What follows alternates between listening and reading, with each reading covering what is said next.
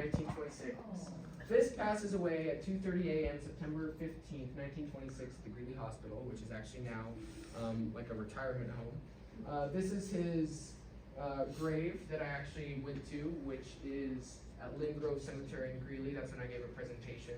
This is him in front of his house, and then this is one of the newspaper clippings that announced the death of him.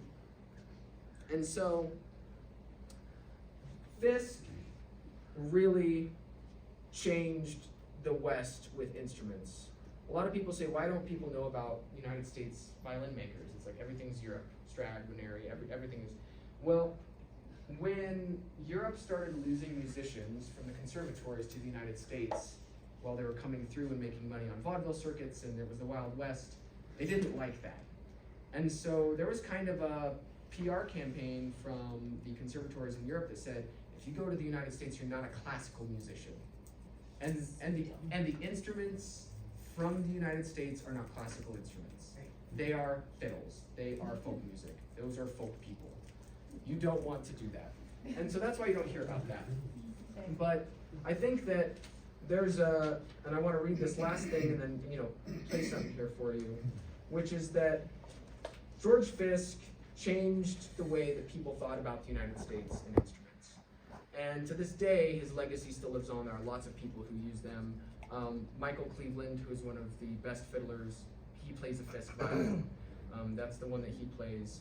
There are a number of classical musicians that play Fisk violins. I'm still kind of archiving, trying to figure out how many there are still in existence. Some were lost to floods, some were lost to train crashes. We know a few of those.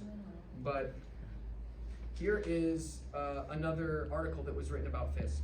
It says, made 156 violins in 42 years. It is hard, but I love it, he said. The joy of doing is far greater than any other recompense. I have made 156 violins since I started 42 years ago. Sometimes I turn out as many as 8 in a year. Then again, it may be only 4. It takes infinite care and infinite patience too. But see what I can get. He held the latest creation of his hand and brain towards me and called my attention to the workmanship, the finish, and then drew the bow across the strings that I might admire the tone. Then he played.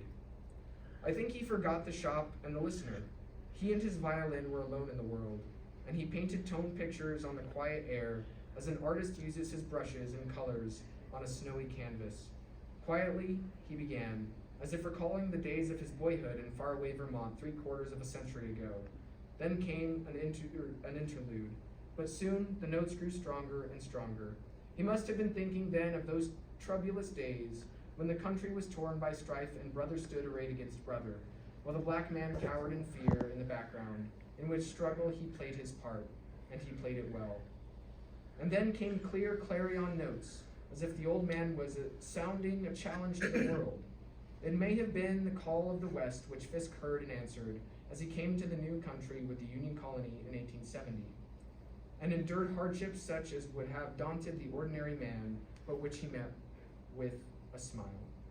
And next the violin gave forth soothing melodies, with a dash here and there that made you think of a mountain brook tumbling down the rocks, hurrying and babbling along, bound it knows not where, but bound to get there, and going helter-skelter on its way. Gradually the notes grew longer and softer, until Fisk was playing a musical poem of peace. It was dusk by now, and downtown the church bells were ringing, distance transmuting their notes and those of the violin into liquid gold. When he had ceased, the silence was intense. The red glow of the friendly stove was the only light in the room, and he seemed almost young, in spite of his white beard. And this, I like to think of, a song that maybe Fisk would have liked, and I think he would have liked Ashokan Farewell by J. Unger, which, by the way, was not written in the Civil War, even though it was in Ken Burns' it's the Civil War, his documentary.